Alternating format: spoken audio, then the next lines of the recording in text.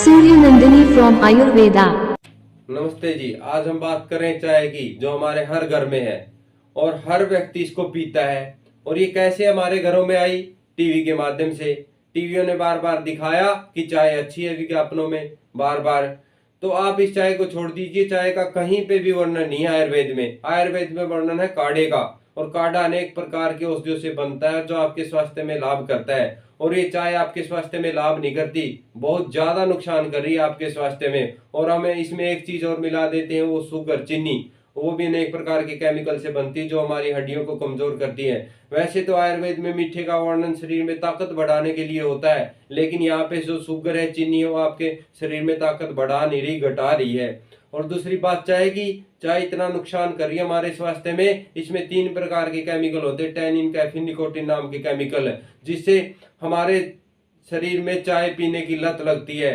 इन्हीं केमिकलों के कारण आपको चाय की बार बार लत लगती है। किसी आपको दूसरी चीज की लत नहीं लगती, दूध की आपको लत नहीं लगती। घर में हर रोज सब्जियां बनाते, बदल बदल के बनाते हैं आप सब्जियां, तो उसकी क्यों नहीं लत लगी? क्योंकि इसमें किसी प्रकार का केमिकल नहीं, आप अपने हाथ से बना रहे हैं।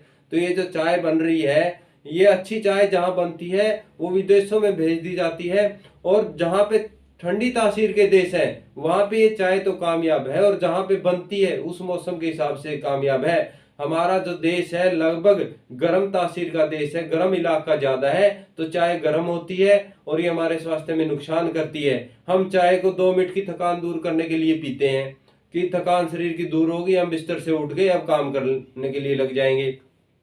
ऐसा कुछ नहीं है। आप 2 मिनट धीरे धीरे काम कर लीजिए, फिर आपका शरीर उसी स्थिति में आ जाएगा काम करने की। में आप चाय की लत को छोड़ दीजिए, छोड़नी पड़ेगी आपको, क्योंकि आपके स्वास्थ्य में नुकसान पहुंचा रही है। आपके शरीर में ये अमल बढ़ाती है, आपके शरीर में की ये पाचन क्रिया कमजोर करती है, तेजाब बनता है, तेजाब बनने से गैस बनती है, गैस बनने से हमारा सर दर्द होता है, जोड़ों के दर्द होते हैं। इतनी समस्याएं ये चाय पैदा करती है, आपको खुद भी पता है, बस आपसे छूट नहीं रही।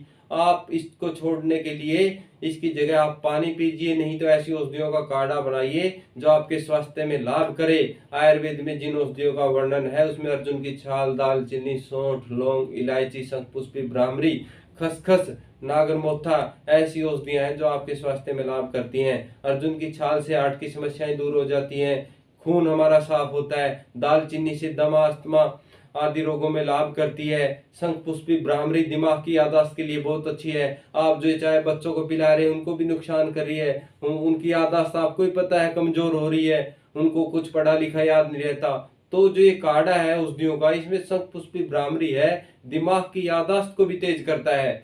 और जो इसमें औषधियां, हम गुलाब के पत्ते, सौंफ, धनिया मिलाते हैं, आप घर पे मिलाइए। इससे ये चाय की जो गर्म, बाकी गर्म औषधियां हैं, उस इन औषधियों से वो तासीर ठंडी हो जाएगी, जिससे वो चाय गर्म नहीं रहती और स्वास्थ्य में अच्छा लाभ देती है। और सौंफ और धनिया ये पेट के लिए भी अच्छा है, गुलाब भी पेट के लिए अच्छा है। तो ये एक प्रकार से पूर्ण काढ़ा बन गया है जो आपके स्वास्थ्य में लाभ करेगा। इन औषधियों से आप घर में काढ़ा बनाइए और उस चाय को छोड़ दीजिए जो आपको नुकसान करिए। हम मेहमानों को भी बार बार पिला रहे हैं क्योंकि कोई दूसरा पेय है ही नहीं, कोल्ड ड्रिंक्स है या चाय है, और जबरदस्ती हम मेहमानों को ये चीजें पिला रहे हैं।